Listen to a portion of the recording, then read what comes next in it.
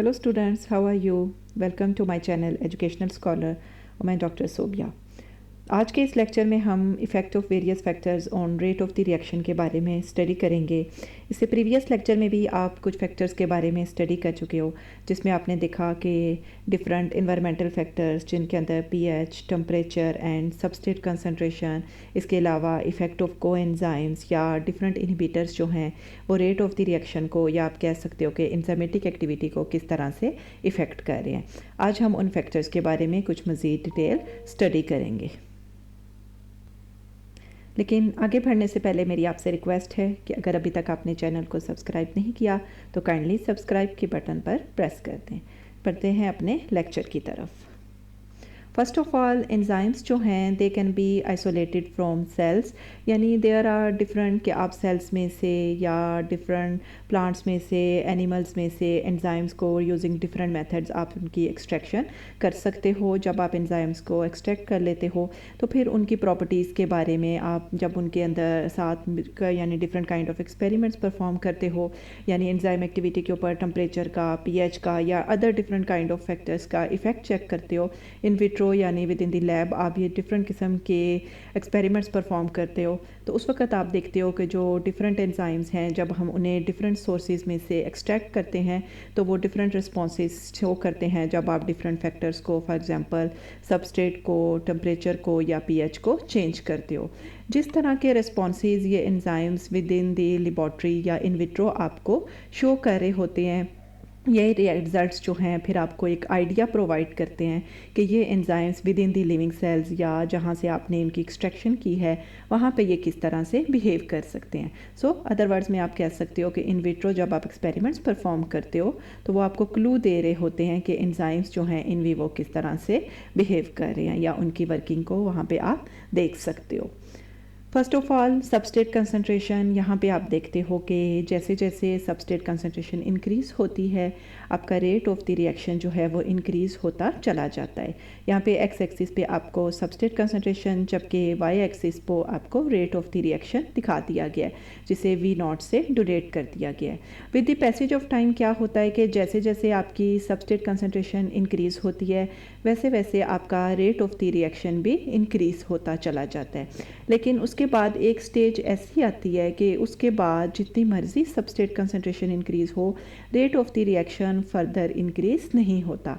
आप उस स्टेज को कह सकते हो कि ये आपकी जो है ये सैचुरेशन स्टेज है, ठीक है। और इस यहाँ पे जो रेट ऑफ द रिएक्शन है इसे हम वी मैक्स से या मैक्सिमम वेलोसिटी से डोनेट करते हैं। So you can say rate और velocity of a reaction, it is the number of substrate molecules converted to product per unit time, यानी जब तक सबस्ट्रेट कंसंट्रेशन इंक्रीज़ होगा rate of the reaction increase होगा, unless until ये V max को या maximum velocity को achieve कर ले। क्योंकि उसके बाद क्या होता है कि मैक्सिमम वेलोसिटी की स्टेज का मतलब है कि एंजाइम जो है वो सैचुरेशन स्टेज पे पहुंच चुकी है।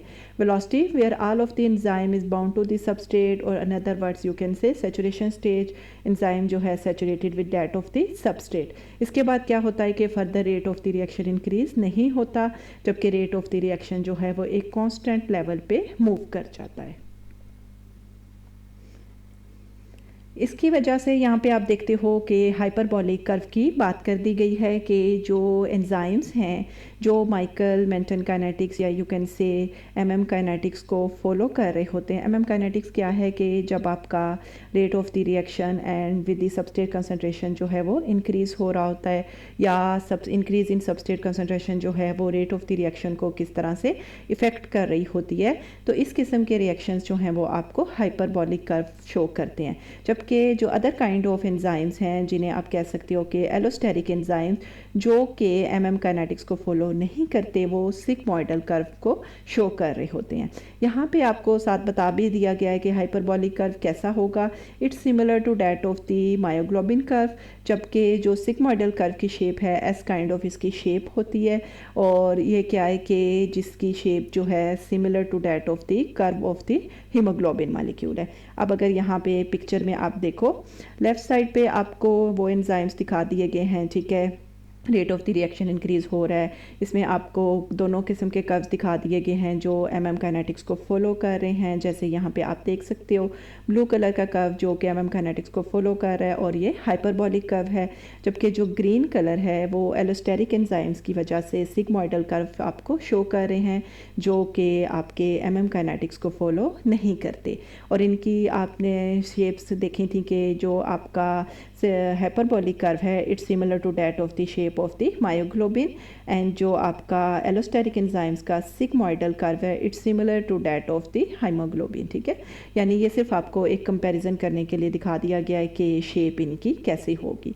काइनेटिक एंजाइम्स यानी वो होते हैं जो कि आपको रिलेशन शो करते हैं, जिस तरह मैंने पीछे बताया कि कैसे सबस्ट्रेट कंसंट्रेशन के साथ इंक्रीज़ होने के साथ साथ आपका rate of the reaction increase हो जाएगा अनलेस अनटिल के वो मैक्सिमम वेलोसिटी की स्टेज को अचीव कर ले। जबकि अदर साइड पे जो आपके एलोस्टेरिक एंजाइम्स होते हैं वो काइनेटिक्स को फॉलो नहीं करते। क्यों? क्योंकि जो आपके एलोस्टेरिक एंजाइम्स होते हैं उनके ऊपर different multiple sites, active sites जो हैं वो मौजूद होती हैं, जो साइट्स आपकी इनहिबिटर या एक्टिवेटर के तौर पर एक्ट कर रही होती हैं। यानी उन चीज़ों पे उन इनहिबिटर्स अटैच करेंगे तो आपके रिएक्शंस डिसकंटिन्यू हो जाएंगे, एक्टिवेटर्स अटैच करेंगे तो आपके रिएक्शन जो हैं वो फर्दर कंटिन्यू हो जाएंगे, जबकि के इसमें इस तरह का कुछ भी नहीं होता। नेक्स्ट है जी इफ़ेक्ट ऑफ टेम्परेचर। आपको बता दिया गया है कि जो रिएक्शन रेट है या यूँ कह सकते हो कि रेट ऑफ द रिएक्शन, या आप कह सकते हो कि जो एंजाइमेटिक वेलोसिटी है वो आपकी इंक्रीज़ हो जाती है विद टेम्परेचर अनटिल अनलेस के आपकी पीक वेलोसिटी जो है यानी Vmax जो है वो अचीव हो जाए। ठीक है, और क्या होता है कि उसके बाद एक स्पेसिफिक रेंज ऑफ टेम्परेचर होती है, उसके बाद फर्दर आपका टेम्परेचर इंक्रीज़ हो जाए तो जो रेट ऑफ द रिएक्शन है वो डिक्रीज़ हो जाता है। यानी रिज़ल्ट क्या होता है कि फर्दर टेम्परेचर इंक्रीज़ होने की वजह से एंजाइम्स की डीनेचरेशन हो जाती है। You can see over here कि ऑप्टिमम टेम्परेचर ह्यूमन एंजाइम्स की एग्जांपल दे दी है कि वो 35 से 40 डिग्री तक है। मोस्ट ऑफ द एंजाइम्स जो हैं वो 40 डिग्री से जब अबव उनका टेम्परेचर होगा तो उनकी डीनेचरेशन स्टार्ट हो जाएगी, यानी उनकी वर्किंग जो है वो डिस्टर्ब हो जाएगी। बट ऐसा नहीं है कि कुछ भी कोई भी एंजाइम्स जो हैं वो अबव 40 डिग्री पे काम नहीं कर सकते। यहाँ पे आपको एग्जांपल कोट कर दी गई है थर्मोफिलिक बैक्टीरिया की। थर्म मीन्स हीट, यानी ये वो बैक्टीरिया हैं जो बहुत ज़्यादा हीट रेजिस्टेंट हैं, यानी हॉट स्प्रिंग्स के ऊपर यहाँ पे इवन मोर देन 40 यहाँ पे 70 रेंज ऑफ टेम्परेचर जैसे आपको दिखा दिया गया है, ये वहाँ तक भी सर्वाइव कर सकते हैं। ओवरऑल यू कैन से कि डिफरेंट एंजाइम्स जो हैं वो अपनी स्पेसिफिक रेंज ऑफ टेम्परेचर के अंदर ही वर्कआउट कर रहे होते हैं। नेक्स्ट है जी पीएच। ठीक है, पीएच जो आप देख सके हो यहाँ पे आयोनाइजेशन उसकी साइड बता दी गई है। यहाँ पे जिस तरह से अगर आप यहाँ पे देखो तो आपको बता दिया गया है कि अमाइनो एसिड्स की आयोनाइजेशन के हिसाब से कि जो पीएच जो है वो जैसे यहाँ पे न्यूट्रल पीएच होगी, लेस देन 7 जो होगा वो आपका एसिडिक पीएच होगी, मोर देन 7 जो है वो आपकी बेसिक पीएच होगी। जब आपकी एसिडिक पीएच की बात की जाए तो वहाँ पे वो जो फॉर्म्स होती हैं वो प्रोटोनेटेड फॉर्म होती हैं। जैसे यहाँ पे अमाइनो एसिड्स, इनके अंदर अमाइनो ग्रुप भी प्रेजेंट है और कार्बोक्सिल ग्रुप भी प्रेजेंट है। जब एसिडिक पीएच के अंदर होगा तो ये प्रोटोनेटेड फॉर्म्स होंगी। जब इसी तरह आपकी ये बेसिक रेंज ऑफ पीएच के अंदर होगा तो ये डीप्रोटोनेटेड फॉर्म्स होंगी। डीप्रोटोनेटेड का मतलब होगा कि जो चार्जेस हैं वो नेगेटिव चार्ज जो है वो ज़्यादा गेन हो जाएगा। प्रोटोनेटेड का मतलब है कि जब वो पॉजिटिव चार्ज को ज़्यादा गेन कर जाएंगे। जबकि जो मिडल की स्टेज है जिसे आप न्यूट्रल का नाम भी दे सकते हो, वहाँ पे दोनों चार्जेस जो हैं वो एक दूसरे के इफेक्ट को बैलेंस कर देते हैं। इसे आप आइसोइलेक्ट्रिक पॉइंट इसके अलावा ज्विटर आयनिक फॉर्म का नाम दे देते हो। तो यहाँ पे वो यही चीज़ बता रहे हैं कि the concentration of hydrogen ion जो है वो रिएक्शन रेट को इफेक्ट कर रही होती है।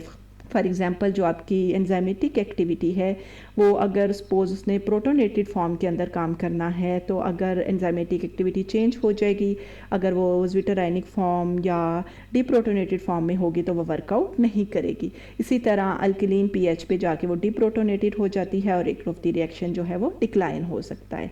सो आप कह सकते हो कि जिन एंजाइम्स ने प्रोटोनेटेड फॉर्म में वर्कआउट करना है वो ज्विटर आयनिक और डीप्रोटोनेटेड में वर्कआउट नहीं करेंगे। जिन्होंने डीप्रोटोनेटेड फॉर्म में वर्कआउट करना है वो under protonated and zwitter ionic form जो है उनकी वर्किंग जो है वो डिस्टर्ब हो जाएगी। सो नेक्स्ट जी एंजाइम क्या है कि जब पीएच चेंज हो जाती है, यानी एसिडिक पी एंजाइम्स जो हैं वो बेसिक और न्यूट्रल के अंदर वर्कआउट नहीं कर सकते, बेसिक वाले न्यूट्रल और एसिडिक के अंदर का वर्कआउट नहीं कर सकते, क्योंकि इससे होता क्या है कि एंजाइम्स की डीनेचरेशन हो जाती है, उनकी जो कैटालिटिक एक्टिविटी है वो चेंज हो जाती है। इसलिए उन्होंने कहा कि कैटालिटिक एक्टिविटी जो है वो किस चीज़ पे डिपेंड कर रही है, वो अमाइनो एसिड साइड चेन्स की, यानी अमाइनो की ग्रुप की और कार्बोक्सिल की आयनाइजेशन के ऊपर डिपेंड कर रही है कि इधर प्रोटोनेटेड फॉर्म में उन्होंने वर्कआउट करना है, डी प्रोटोनेटेड वो अपनी स्पेसिफिक फॉर्म के अंदर ही वर्कआउट करेंगे। नेक्स्ट है जी डिफरेंट पीएच जो हैं उन पे डिफरेंट एंजाइम्स डिफरेंट वे से बिहेव कर रहे होते हैं। वही आपको एग्जांपल दे दी गई है। पेप्सिन जो है डाइजेस्टिव एंजाइम है, वो आपको एसिडिक रेंज ऑफ पीएच यानी पीएच 2 के अंदर ही वर्कआउट करेगा। जब इसकी ये पीएच चेंज हो जाएगी तो मीन्स इसकी एक्टिव साइड डिस्टर्ब हो जाएगी और इसकी वर्किंग जो है वो चेंज हो जाएगी। सो यू कैन से स्पेसिफिक एंजाइम्स जो हैं वो अपनी स्पेसिफिक रेंज ऑफ पीएच के अंदर ही वर्कआउट कर रहे होते हैं। That was all about today. अगर आपको लेक्चर अच्छा लगा हो तो काइंडली लाइक, शेयर और सब्सक्राइब ज़रूर कीजिएगा। और अगर आपको कोई क्वेश्चन हो तो आप कमेंट में मुझसे बात कर सकते हो। नेक्स्ट लेक्चर तक के लिए अल्लाह हाफिज़।